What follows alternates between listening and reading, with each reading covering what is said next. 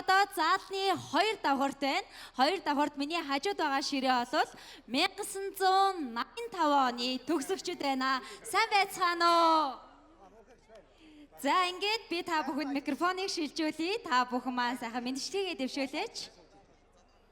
За бид нэр 1985 оны одоо төлөөлж ирсэн төгсөгчд байна. Бид нар үнэхээр ингээд уул усаараа аршаан ургамал модороо ингээд ихгүй сайтай ийм сайхан нутгийн ард түмэн бид нар энүүгээрээ үнэхээр багтаа.